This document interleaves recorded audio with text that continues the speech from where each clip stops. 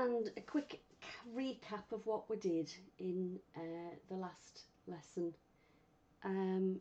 What we did was, when I get the right one open, we created a cave using metaballs and we converted it to a mesh. We flattened the bottom part of it to form a floor and we applied a basic material to it. And then we also added one light source, which is in the middle of the cave here, this first cavern, and we baked the lighting.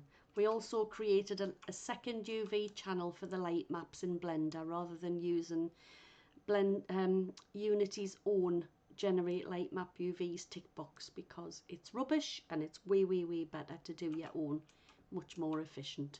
So this was as far as we got last week, and I'm hoping if I don't waste any time, we'll be able to get it kind of finished and maybe uploaded at the end of it all, and we'll go and have a little walk around. So it'll be the first very basic space that we've made together. So the first thing I need to do is get the scale correct, because at the moment I know for a fact this is way too small. If I was to bring in just a basic, let's just say we'll make it a cylinder, and we'll just set it to the center and zoom in on it. So this is where the cylinder currently is. The cylinder is 1 meter tall, so we have got an absolutely tiny cave. That's no good. It's not what we want. So what we're going to do is go back into Blender. I have the project open here. Normally what I used to do is just bring in a cube and make it, you know, however tall an avatar is. I usually make it about 1.85. I don't know how tall they are in here, but that tends to work, and then maybe 1/2 meter wide. But after watching one of Aline's rather useful sessions, a 3D waffle, she just brings in an armature, which is so quick and easy from a Ready Player Me tool. So we can just do that, bring in an armature, and then we can just rescale this to suit. Now obviously we want to have a look and see which are the lowest parts. Probably I would guess maybe this section here of this tunnel. We need the character at least to be able to go through there, even if they're crouched. So we'll just scale this up. In fact, what I'll do is I'll just turn on X-ray there. Does that help? No, it doesn't. Come on, let's just turn that off. We'll maybe just make that always visible when I find the right thing in front. There we go. So let's just scale around a little bit more. We'll just move him somewhere, everything except the Z. That'll do. That's about where we want him. And we'll just scale the cave up a bit.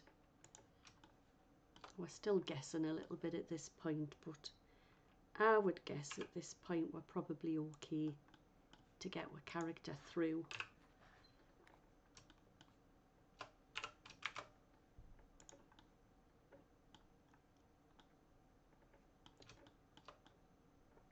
So if not, you can always scale it up a bit more if you're unsure, but yeah, that's about the size we want. I'll just delete the armature, and we'll apply the scale, and then using our nifty little machine tools exporter thing, we're just going to export it again exactly as we did last week, and it'll overwrite the one that we have currently.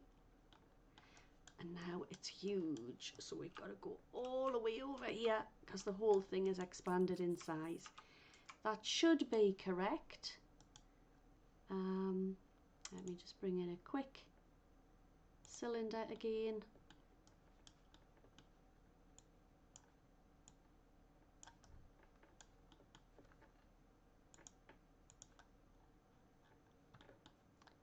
just stick that in the centre and see what it's like. Seems kind of okay to me. Hopefully you can crouch enough to get under these short bits. So we've got it rescaled. Next thing we would need to do is do something else for the ground. If you see this one that I did previously, where is it? This one, lordy, this one here. We've actually got two textures. We've got this rocky one on the walls and we've got this mossy one on the ground. But what I've done is I've blended them together so that it's a nice gentle transition from one to the other. And I've got this right the way throughout the cave because I just think it looks cool. It looks more realistic than applying a totally different texture to the floor and then having a really hard seam where one changes to the other. And we do that by writing a shader again in Amplify, and they use one of these things. This is called a lerp node. Lerp stands for linear interpolation, and basically what it does is you plug in one image, you plug in another image, and then you need an alpha or some way of telling it where you want one texture and where you want the other. For this one I've actually used the world position on the Y axis. The Y is the one that goes up and down. So we've told it we're looking up and down. We've got a gradient going from bottom to top, and we've just adjusted the scale and the offset until we've got it exactly where we want it, where the transition's going to take place. And it is a long time since I wrote this shader, so I might have to refer to this, but we're going to try and recreate it in Unity now for the new cave. So the first thing we need to do is to find a material for the floor, and as usual I'm going to go to, have I used packed textures? I probably have for this one, haven't I? Yes, I have. Yes, I have. So I'll probably go to Polyhaven, I think. And then it'll save me having to pack it. We'll just find one that's already packed. So let's have a look for maybe moss. See if it comes up with much. That one's quite interesting. This one's quite interesting, kind of muddy with some leafy things. Maybe not right for a cave, but that's just me being too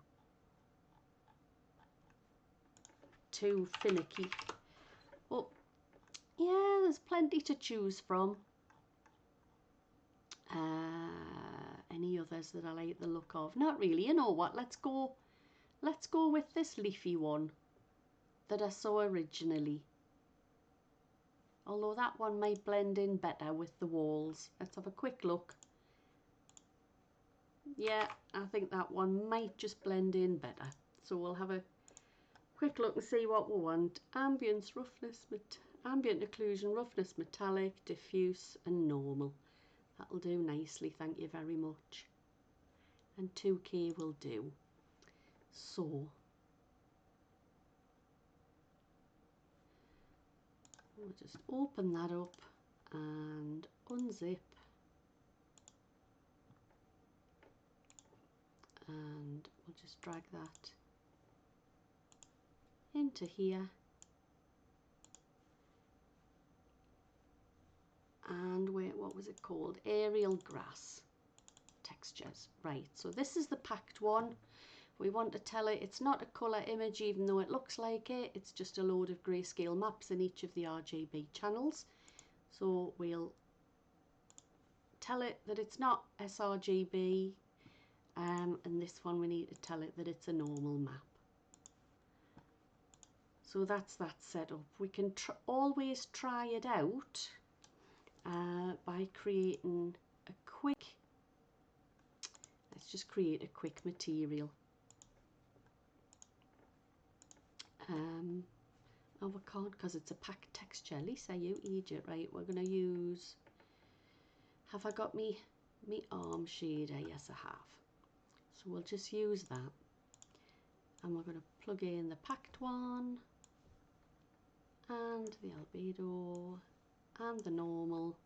And we'll just stick it on there and see what it looks like. And we need to adjust the tiling till it looks reasonable without there being an obvious pattern repeat. And yeah, I kinda, let's just turn off the grid. Kinda looks okay. I think that might blend in quite nicely. So if you're happy enough with that, we can then start to build our shader. So I'm going to, I don't know what to call it, you know, we'll just call it anything for now. We can always rename it. Let's just call it Cave Blend, because we're not likely to use this for anything else. And we'll just stick Lisa in there so that when we come to select it from here, it's under the menu Lisa Cave Blend. There we go. Okie dokie, it's gone black because we haven't done anything with the shader yet. The light maps are still baked and they will become visible again once the shader's starting to come together.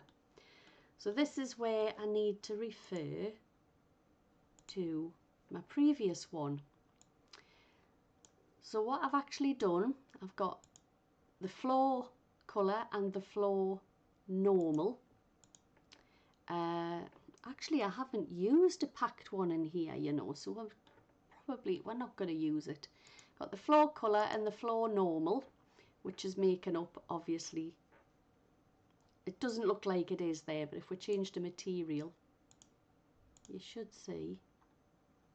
Why don't you see a difference? How bizarre. Let's open that again. Oh, you know why, because I didn't open the material.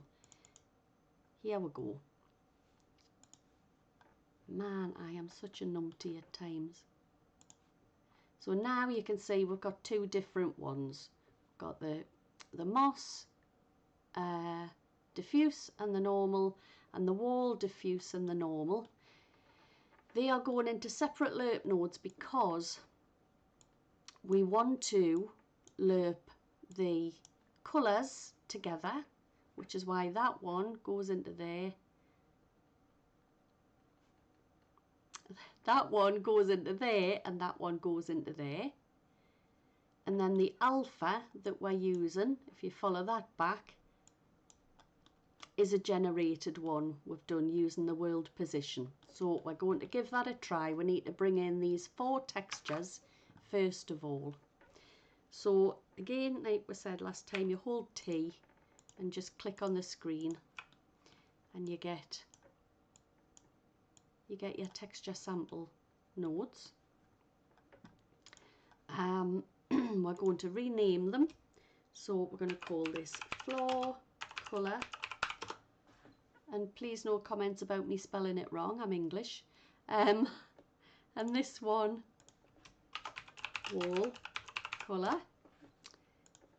We name this one floor normal. And this one, wall normal.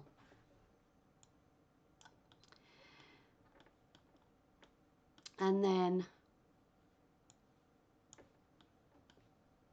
if we were to just plug these in, floor colour, floor normal, and save it. Goodness gracious me, yeah, hang on. Let's get them plugged in. So we want the colour. So there's basically that, just with the colour and the normal.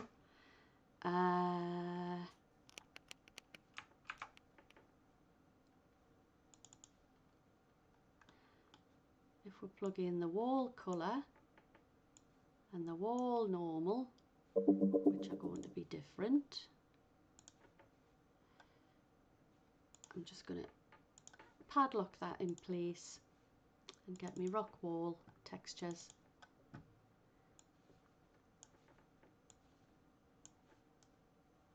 So at least we know they're working. The tiling's all wrong, but at least we know they're working. So, come on.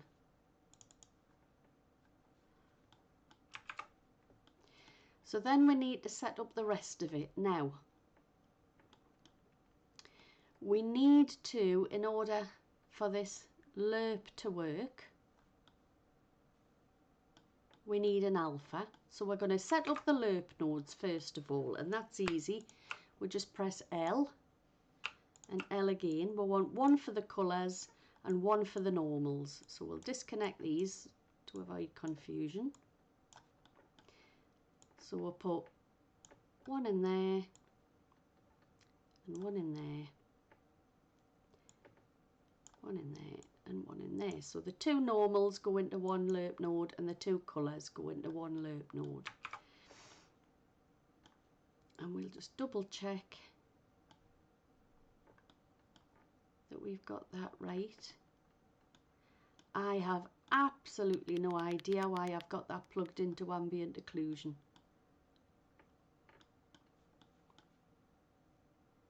Ah, there we go. I can see exactly why. What I've done is I've actually baked the ambient occlusion grayscale map into the alpha channel of the colour images. I don't even remember doing that. So we won't worry about that at the moment. What we need to concentrate is just the colours and the normals, these two. We'll stick that one up there out the way because that's really not important. So we need to make sure these lerp nodes are plugged into the right ones. So the colours go into this one, so that plugs into albedo, and the normals go into this one, so that plugs into normal. And if we save that and just see what happens, nothing. And the reason is we haven't got an alpha specified. If you imagine an alpha is kind of like, if you imagine it as a black and white map, it can be used for transparency, where one colour will be opaque and another colour will be transparent, or it can be used as a mask, for instance, if you want to specify which parts of a surface are going to be metallic and which parts aren't. But it can also be used as a mask exactly like this, where you specify which parts are going to be one colour and which parts are going to be another. And because the easiest way to do it, well, in my opinion, the easiest way to do it is just to use world coordinates and take the y-axis value and then just scale and offset it until it looks right. And you'll see what these do in a moment. We've also got a saturate node, which I had to actually ask Aline about this the other day. I used it when I made this shader ages ago, and I have no idea what it did. It just made it work. But now I understand that it's kind of like a clamp node. It clamps it to a maximum value of 1 and a minimum value of 0. So we're going to start with adding the world position node. And to do that, we just right click and start searching for world position. And we're going to use this Y value. And the Y value goes to scale and offset and saturate. But we'll miss the saturate out for now so you can see what it actually is like without it.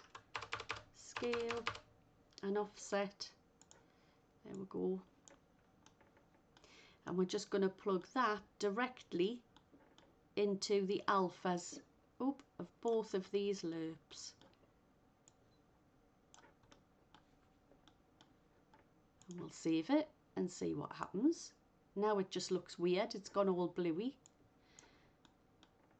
We're going to add that saturate node, yeah.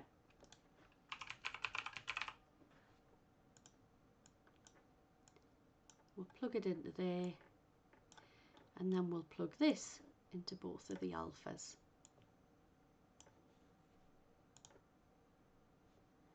See, this is what happens, you know, I was saying I had to ask Aline what it actually meant.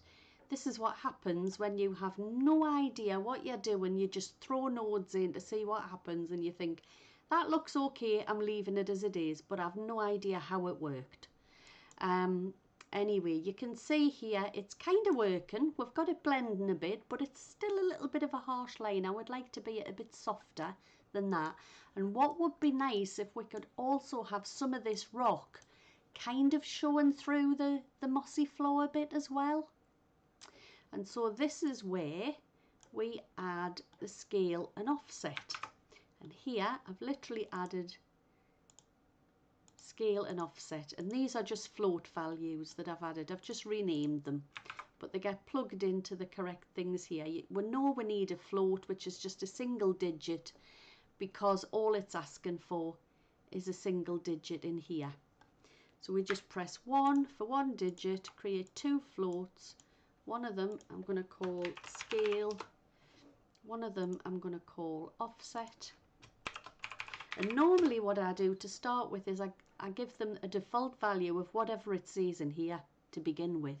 So scale, we'll give it a default value of 1, offset will leave as 0, and we want to make them both properties so that we can adjust them in the material.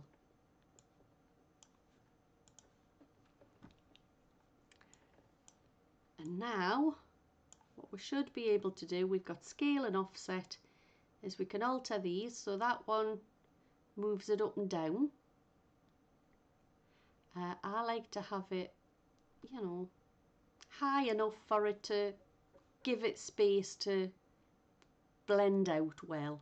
And then the offset is this one here, and you can see when I turn it up, the moss kind of fades away and we get the rock.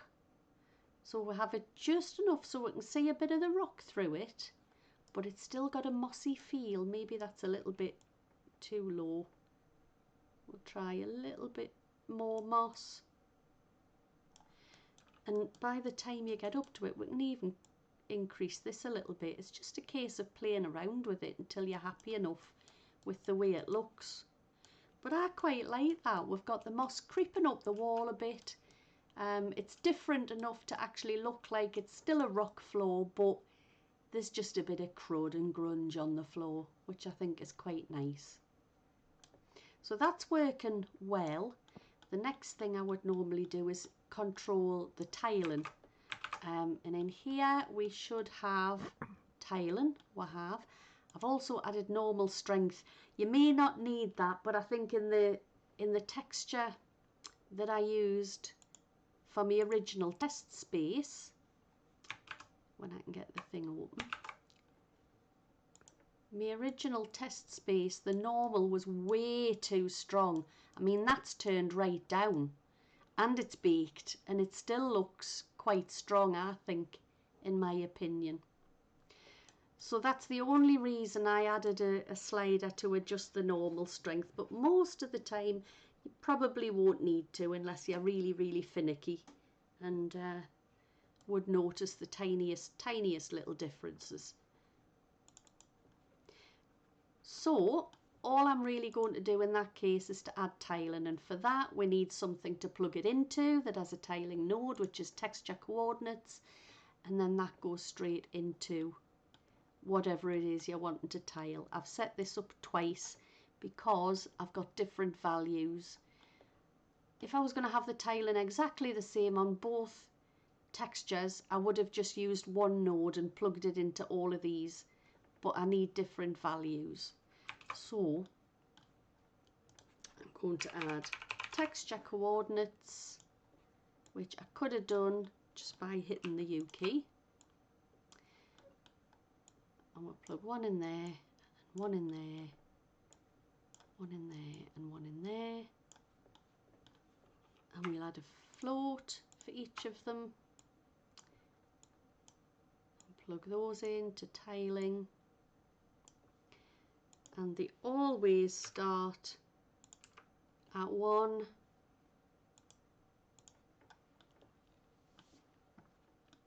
and that should be roughly it. If I close that, we can then adjust. Oh, you know what I didn't do? I've done this again. Did this last time. I didn't make these.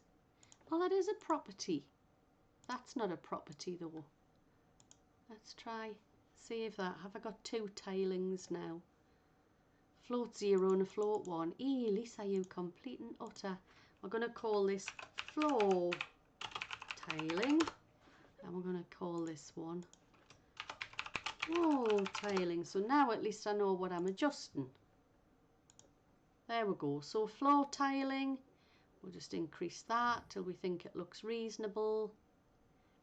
It looks like, at first you kind of think, oh, it's not tiling the normal, but it is. What's not tiling is the wall texture, which of course we set it up so that you could see a bit of the floor through it. But just increase that until you think it looks reasonable, and the wall tiling until you like the look of it. And I think that looks quite nice.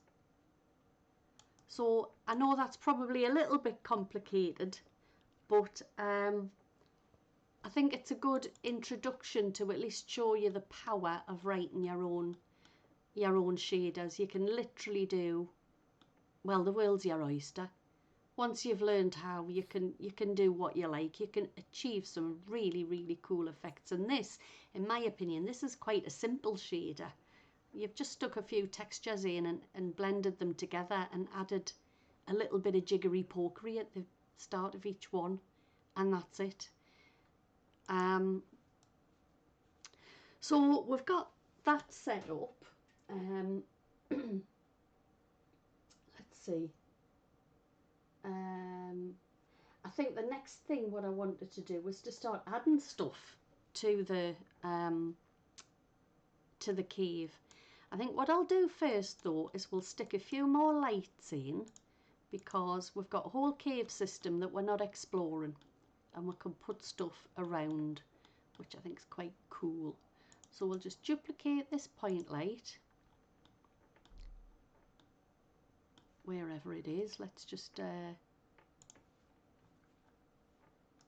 goodness gracious, have I moved stuff around? Yes, I have. You see me point lights there.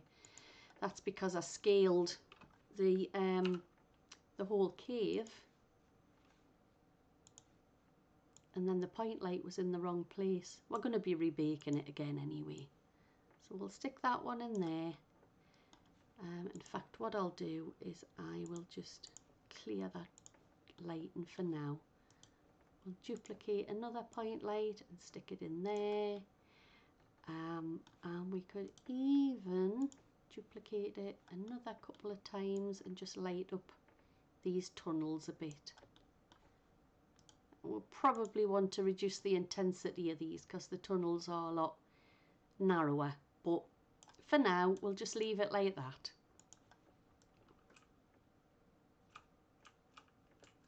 Okay. And we actually baked it last week with Unity's built-in light mapper, didn't we? And I'm reminded of that because we haven't got any bakery scripts attached to this. So we'll continue. No, we're not. I'm going to continue with bakery for now. And the reason is the more lights we add to it, the longer it's going to take to bake. The more calculations Unity has to do. And its own light mapping system is so slow. We're going to be sitting here for half the session just waiting for it. So we'll convert over to bakery now. And to do that, what we want to do is add a bakery point light script. Just match the script to the light colour, the light material. and we'll do the same for the others. Before I started, I should have done that before I started duplicating it, because I've now got to do it with every one. What we'll probably do is just select the last 3 and do the same thing. And that should have added a script to each of them. Yes, it has. Okay, the cave is already marked as static, ready for baking the lighting, so we shall go ahead and do that. I'll change that to dominant direction. It's now, excuse me, it's now going to just quickly bake that. Hope it's going to be quick. Yeah, good old bakery, fast as lightning. And that's it baked. So now have a little wander through the tunnels, all looking good. Nice, like it a lot. So I'm going to start creating something to put in these tunnels. I think it would be nice if we created a few rocks that we can scatter around the place. So we'll go to Blender, and I'm just going to hide the caves for now, and we'll add in, let's see, have I already got it enabled? Yes, I have. I wonder, I'm not sure if this is in Mesh Extra Objects. Let's have a look. We'll soon find out. Add. Yeah, now my rock generator's gone. So you do need to add this. It's built into Blender, so it doesn't cost anything. It's there already. All you've got to do is go into your preferences and search for Add Mesh Extra Objects, or as I've done, just search for Extra. It'll come up and you tick that, and then you literally just go into Add Mesh down here and you've got a rock generator, which is quite handy. We'll zoom in on that a bit, and here, now of course this is, I don't think I can move me menu, this is covering it up a bit, me keys, but you've got these different things you can play with, the number of rocks, the scale. Well, I just usually scale it once it's generated, but you can also change a few things here. Usually all I do is I choose one of the presets, and you've got different ones you can choose. So this one is called Fake Ocean. It's meant to look like a choppy sea. Let's just turn on cavity so you can see it a little bit better. Meant to look like a choppy sea anyway. You've got ice, kind of looks like, yeah, I guess it looks kind of like ice. Sandstone, it's got that nice strata kind of effect. Asteroid. You've got all these different presets. I usually choose river rock because river rocks are usually smooth. They've been worn away by the water for thousands, millions of years, and they generally look good. I don't like the shape of that one, however. So I wonder if there is a random, it says use random seed. If I untick it, can I choose my seed? Yes, I can. So you can just change the value until you kind of like a shape. Find a shape you like, rather. So I quite like that shape there. If we have a look here, it's going to have a load of modifiers. And what we need to do is check that it's going to be low poly. It's not face orientation, honestly. Wireframe. You know what it is? I think I'm still feeling the effects of that whiskey last night. So, anyway. Subsurf, not sure. We've got 2 subsurfs and a displace, and I mean, obviously this is the way it's making the rock up. So rather than trying to work out what they each do, I would just apply everything to start with. That's way too much. So we'll just go to decimate, choose unsubdivide, and click it a couple of times until you're happy with it. I mean, that's pretty naff because we've got a warped face. So maybe what I should have done is, rather than applying everything, just maybe took off one of these subsurf modifiers. and maybe apply it and see what that's like. That'll have to do for now. I'd usually use a lot less polys than that, but because I don't want to be spending the time fixing warped faces, I'm just going to leave it the way it is for now. So we're just going to turn off wireframe. And we've got a little bit of weirdness going on here. So does it have shade smooth? Yes, it does. Auto smooth. So I'm just going to try increasing the angle a bit until it picks up that sharp edge. And that'll do for now. So we've got a rock. Now what we need to do is make sure this rock is properly unwrapped. It's already got seams by the looks of things. So I wonder if, come on, I wonder if I just unwrap that. Nope, it's giving me a load of squares, which isn't really what I want, I don't think. I mean, it might work. It is made up of, I guess it would in a way. Shall we just give it a try?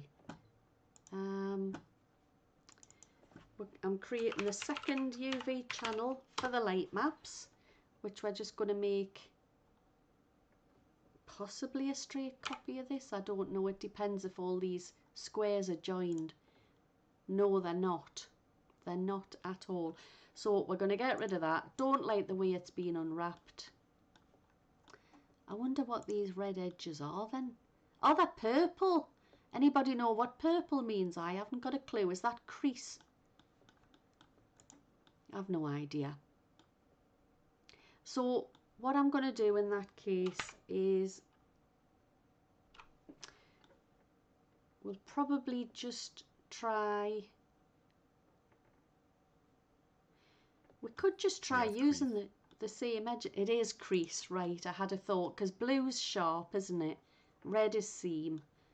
I can't remember what bevel is, but I had a feeling purple was crease.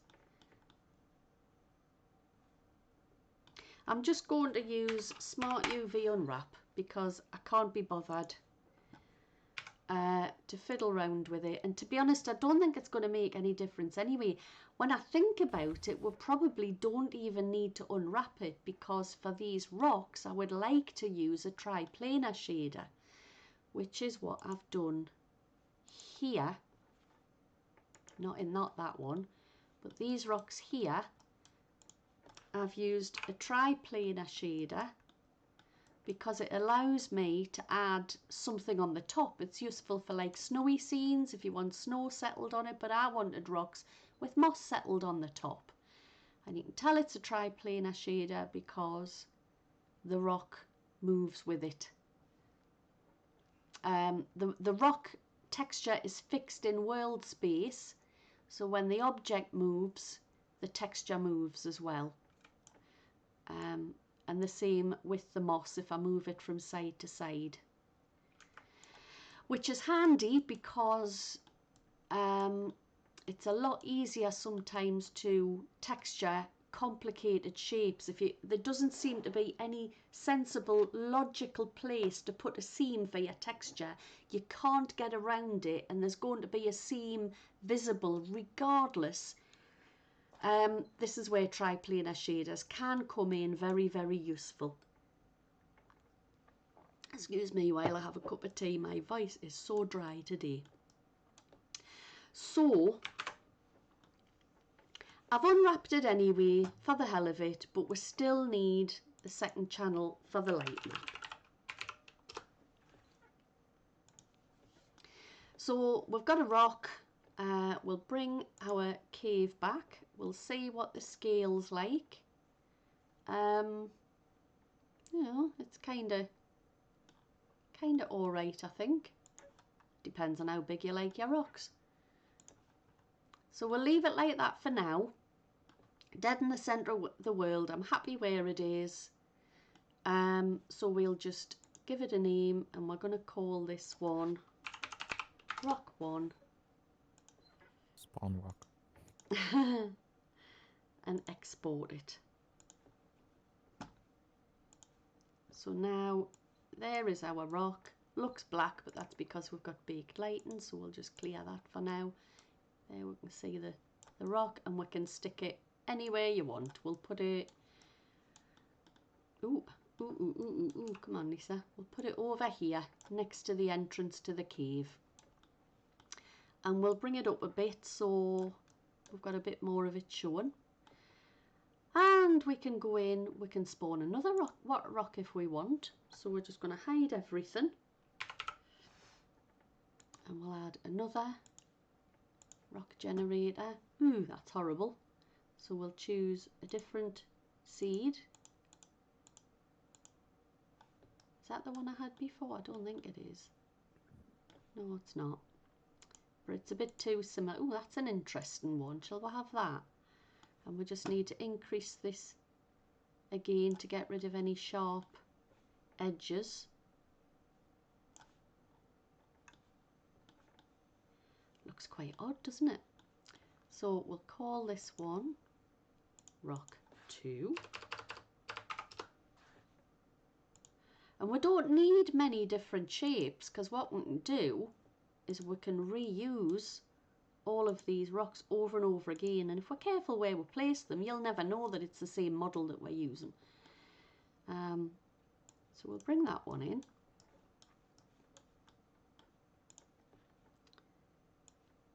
I don't think, however, I created the UV channel for the light map, did I? Oh lordy, that's a face map. It's not what I want. Do that again. UV maps. You see, I'm way ahead of myself. I haven't even done the whole thing with the modifiers. So we got rid of one of the subsurfs last time, didn't we? So let's give that a try and see what it's like. That'll do. Go to the UV channel. Add another one. Light map. And export it again. Oh! There we go. So we can bring that one up a little bit as well. And we'll maybe make a little cluster of rocks, so we'll make that one a bit smaller, so it's a bit more interesting. And we'll do one more, so we'll hide that. Add mesh rock generator, random seed. We've been up to number 6, 7. Let's try a few different ones. Excuse me. Yeah, I do beg your pardon. I think my asthma's playing up today. I'm wheezing.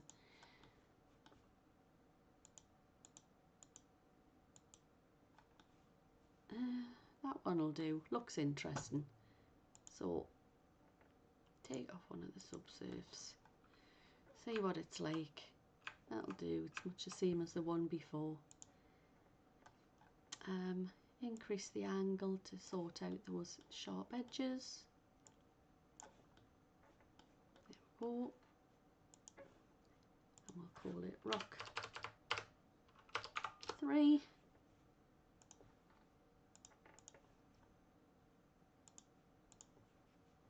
There's Rock 3.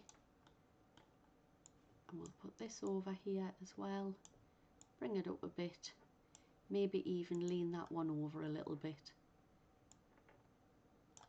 And make it a bit smaller.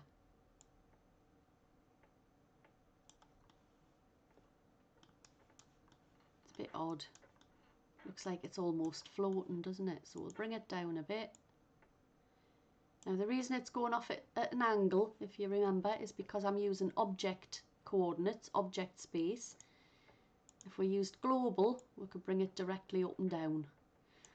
But because the object was straight up and we've tilted it, using the object coordinates, the axes change as well. And I'm happy for it to go in that way because it's getting a little bit closer to the other rocks. But now I'm going to change to global because I just want to slide it across the ground a bit. Just arrange them till you find something that's reasonably pleasing. I'm going to move this one as well. There we go. That'll do. Oh, that one is floating. Put that one in the ground a bit. There we go. So we've got our rocks.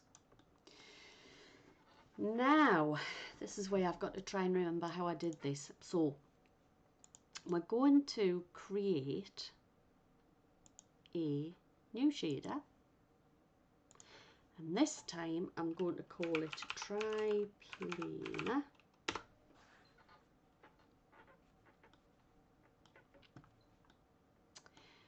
For this, we do actually have a node that does it for us. And you can see here, it's currently set to mapping spherical, but it's not spherical. We're going to treat it as cylindrical because spherical means you can only plug in one texture and it covers the whole thing in the same texture. If we change it to cylindrical, if you think you've got two faces, top and bottom, and then you've got around the middle. So this is ideal for what we want for the rock. So we're going to use this one for the colour, and we're literally just going to plug it into there where it says triplanar sampler. I'm just going to call it colour, and we can duplicate that rather than searching for it again, and we'll use one for the normal, and we're going to call it triplanar normal. And what I did forget to do was stick my name in and the slash. And what we'll do first, before we go any further, is we'll create a material which we're going to call rocks, maybe. Yeah. And we'll just choose the shader we've literally just created called triplanar. Now you can see, oh, we've got all these different things for top, middle, bottom textures. We've got 6 of them because we've asked for it to input two of the nodes. Excuse me. Now, they're not currently named. Even though we've renamed the triplanar thing, it's the actual inputs that we need to name, because there are going to be 3 textures to plug in, potentially, per node. So there's not much point really renaming this. This is just to help me, really, when I'm building it and I don't get confused. So for this, now you'll notice here, these are purple. And if we type in texture sample node, we can, well, these are actually normally, oh, they are purple. Pink can go into purple, pink can go into pink, but in this case we've got orange, which means that it doesn't want a texture sample node, it wants a texture object plugged in. So we have to look for something different. Texture object, and then you can see that can be plugged directly into there. And this is where we need to rename these.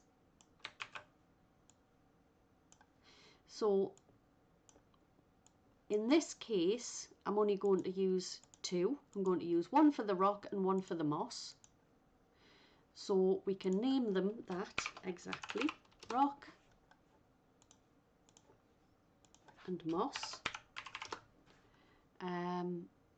And we want the rock to be on the middle and the bottom, and only the top. We want the moss to be on it. So we'll give that a try. It's always a good idea to keep trying out your materials as you're working. So we've got moss and rock. We're just going to plug those in. So we'll find the rock wall and we'll stick that into rock. And we'll find aerial grass and we'll stick that into moss. And then we'll try putting that on here. Now at the moment it's looking janky, and that's because there's nothing plugged into normal, but we've got it plugged in there, and it's going to be totally messing with the way the light's interacting with the surface of the rock. That's way better. So it is working. but you'll see that the moss is kind of coming all the way down, which is fine if that's what you want. I mean, I think it looks kind of cool and we'll probably leave it like that. But you might want to adjust exactly how far down the rock it's coming and how dense that moss is and stuff. And so this is where we've added a little bit of extra to the material here. You've got your triplanar samplers. I don't know what on earth that's there for. I'm not using it, but there you go. We've just got the colour in the normal. And basically, maybe I didn't. Did I not change? Yes, I did change it. Here it is. Here it is. We've used world position again, which you have to plug into here anyway. Well, to make it all work properly. And then coverage fall off, which again is just a float that I've created. I've just called it coverage fall off, and that gets plugged into the fall off here, and that is basically just how quickly is that moss going to fade out. If it fades out very slowly, so it's a soft transition, obviously it's got to do it over a larger area, which is why it's going so far down the rocks here. So I'm just going to move that up there and tidy this up a little bit. And we need our world position node, which we just stick in there to make it all work definitely properly. What have I got that there for? I don't know. We'll deal with the normals in a minute. And then we had a float, which needs to be a property. We're going to call it coverage fall off. The default value, yeah, well, I don't know, we'll just stick it at 1 to start with and see what happens. Plug it into fall off. We can have a little play with that and see what is going on.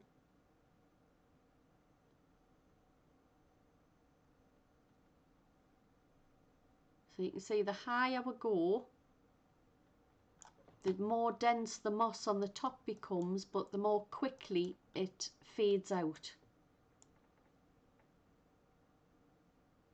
And when we go really low, that's when we're getting to negative values, it just breaks and goes all wrong. So make sure it's in the positive. So what we can do with this fall off is we can tell it needs to have a minimum of 0, and I think we actually went up to 20 something there, didn't we? But then it starts breaking at the 30s, or even, yeah, the early 20s. I'm just going to say let's not make it go any higher than 20. And that way we've kind of clamped it. Yeah, it breaks at less than a negative, doesn't it? So maybe give it a minimum of 5 and see what that's like. There we go. So we're kind of within the safe zone. I quite like it at about midway, about there. And we can literally, yeah, we've already copied it over to all of these. So that's that set up, and you'll notice that because we've used a triplanar node to do it, again, you can move the rock around and the texture moves with it. That's very, very useful because it's another way of reusing objects and you're not noticing, because even though the mesh is identical, the material is identical, it looks the same shape, the texture is going to look totally different, and it will fool your brain into thinking it's a totally different thing. And so you don't really get that sense of repetition. So we could literally just, where's rock 1? We'll stick that down here as well. We'll just duplicate all of them and we'll scatter them about a little bit. We'll put one over here and we'll rotate it a bit so it looks a bit of a different shape. We'll put this one over here and rotate that a little bit that way, and we'll stick this one, might as well stick this one dead in the middle ish. So we've got an interesting looking cave with some rocks hanging around.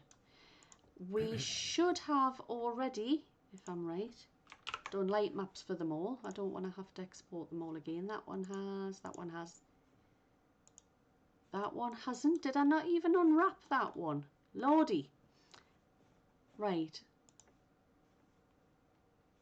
Okay, so we'll unwrap it, create a second channel, light map, export it again,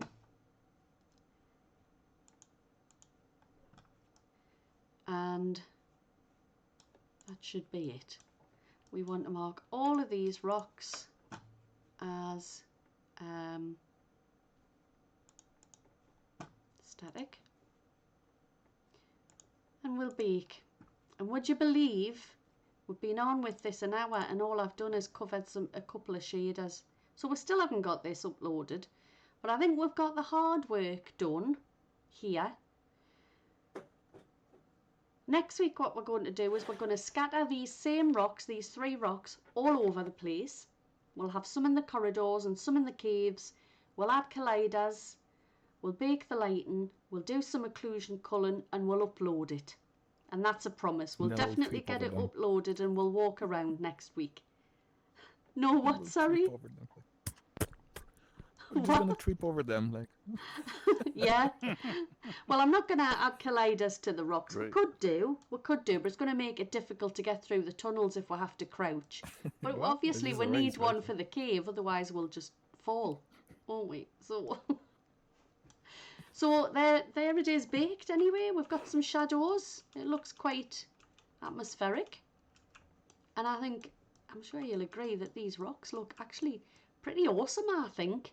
And we did them quite quickly. We've made 3 different rocks, and by the time they're scattered around, it's going to look brilliant because they'll all look different because of the shader. So, I'm going to end the stream there because we are dead on 7 PM UK time. So we've been going an hour. Thank you everybody for coming. I'll do the usual Thank you. you know, saying goodbyes just before I finish the stream, but feel free to hang around.